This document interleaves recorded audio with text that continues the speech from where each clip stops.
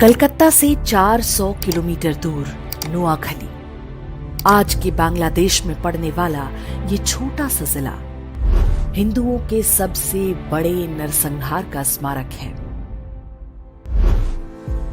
वो शरद पूर्णिमा का दिन था। बंगाली हिंदू इस दिन पारंपरिक रूप से माता लक्ष्मी की पूजा करते हैं। इसे बंगाल में कोजागरी पूजा के नाम से जाना जाता है। 10 अक्टूबर वर्ष 1946, स्थान नोआखली, बंगाल।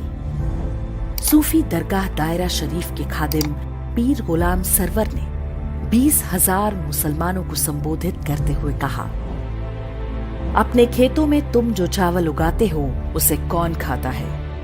हिंदू खाते हैं। हिंदुओं की औरतें सुंदर क्यों होती हैं? क्योंकि उन्हें अच्छा खाना मिलता है। हमारी औरतें बीमार पड़ती हैं तो उन्हें अपने हाथों से कौन टटोलता है? हिंदू डॉक्टर। सामने नाराए तकबीर, अल्लाहू अकबर चिल्लाती हजारों मुसलमानों की भीड़ थी। कसम खाई गई कि नोआखली में हर काफिर और कुफ्र के हर निशान को मिटा दिया जाएगा। बिल्कुल वैसे ही जैसे लगभग 2 महीने पहले कलकत्ता में डायरेक्ट एक्शन डे के नाम से हुआ था। कलकत्ता की ही तरह हाथों में चाकू और गंडासे लिए जिहादी भीड़ ने चुन चुन कर हिंदू पुरुषों को मारना और हिंदू महिलाओं से बलात्कार शुरू कर दिया। हिंदुओं की दुकानों और मकानों में आग लगाया जाने लगा। हिंदुओं से कह दिया गया था कि जिंदा रहना है तो उन्हें इस्लाम कबूलना होगा। जस्टिस जीडी खोसला ने भारत के विभाजन पर अपनी पुस्तक स्टर्न रेकनिंग में लिखा है, भीड़ ने नारायणपुर के जमींदार सुरेंद्र नाथ बोस के मकान पर हमला बोला। वे परिवार के साथ छत पर चले गए। दंगाइयों ने घर में आग लगा दी।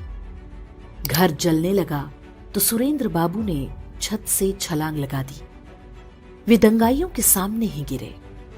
उन्मादी मुसलमानों ने उनके शरीर के टुकड़े टुकड़े कर डाले और उनका कटा हुआ सिर पास में ही खड़े पीर गुलाम सरवर को भेंट किया। ऐसा नहीं है कि नोआखली के हिंदुओं ने प्रतिरोध नहीं किया। हिंदू महासभा के नेता और वकील राजेंद्र लाल रॉय चौधरी ने लोगों को संगठित करके संघर्ष का प्रयास किया, लेकिन वे सफल नहीं हो पाए।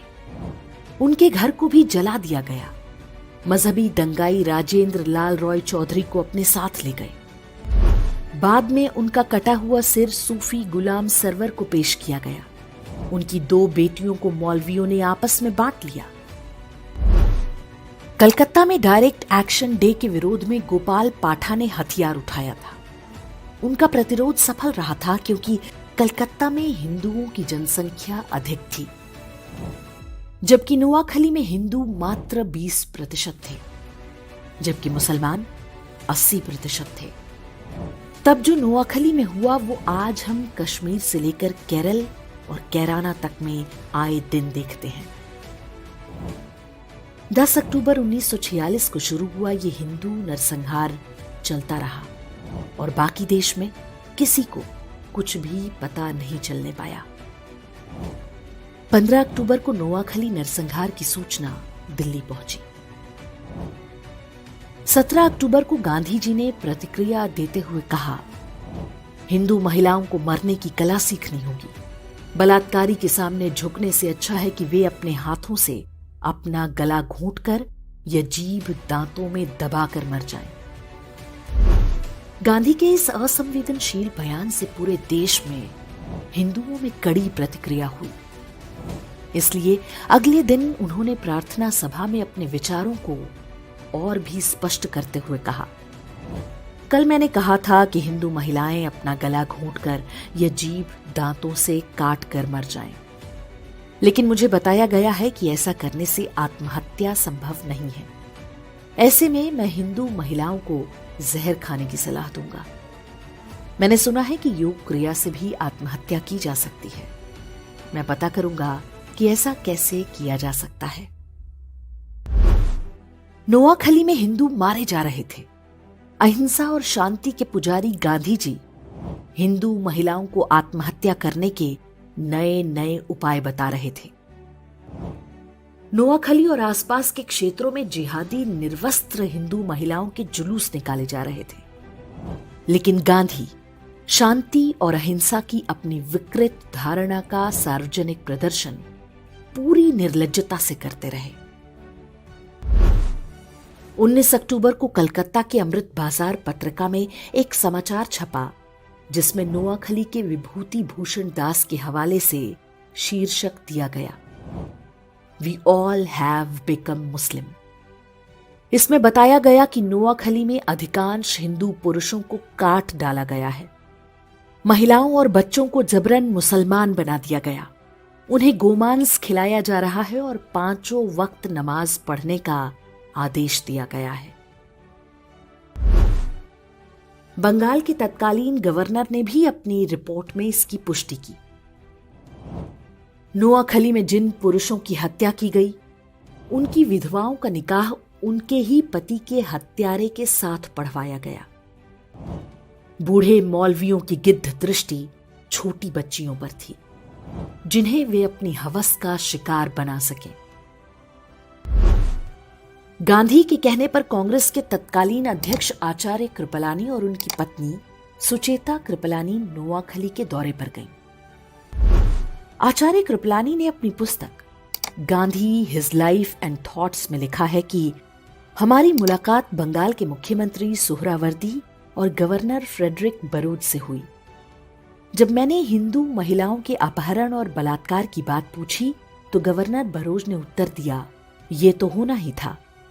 हिंदू महिलाएं मुस्लिम महिलाओं की तुलना में अधिक सुंदर होती हैं।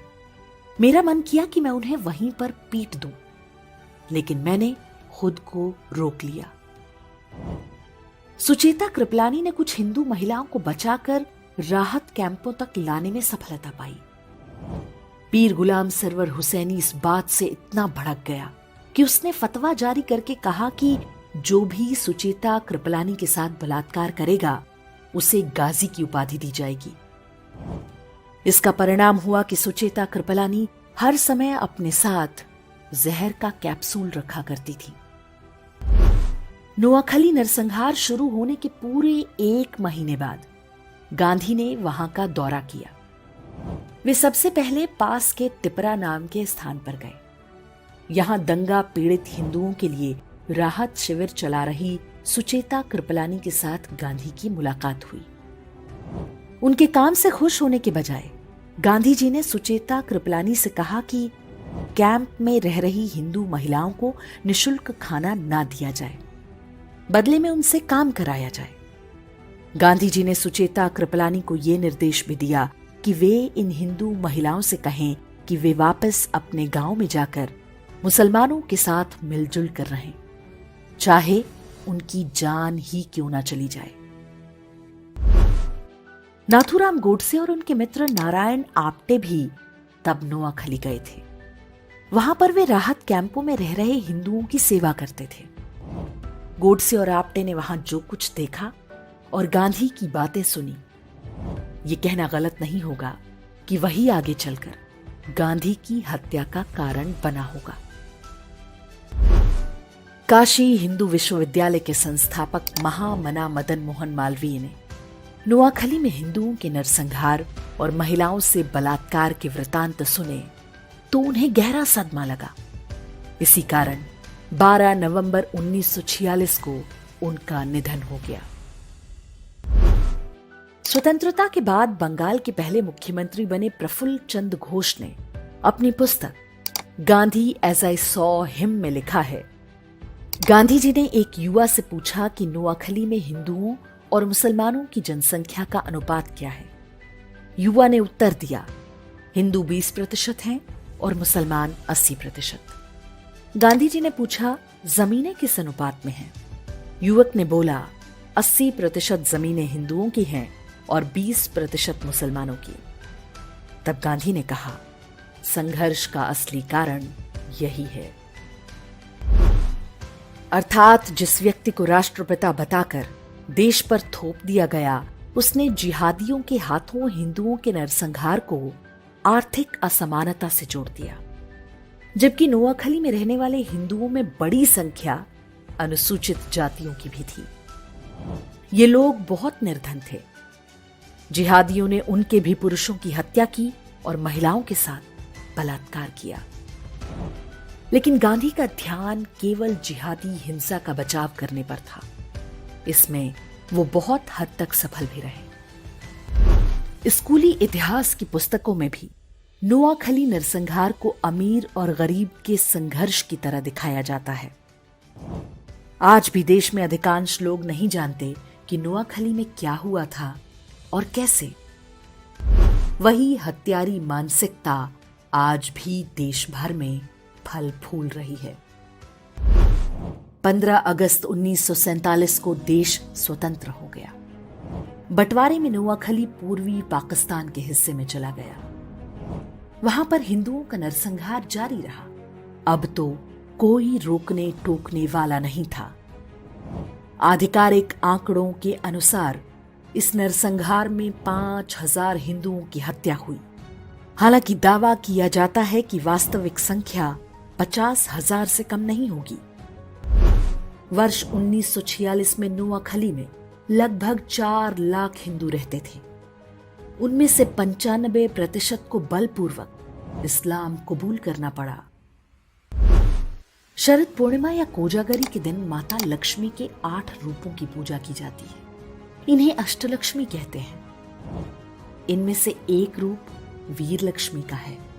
इस रूप में माता धन धान्य के साथ अपने हाथों में चक्र, गदा और धनुष बाण भी धारण करती हैं।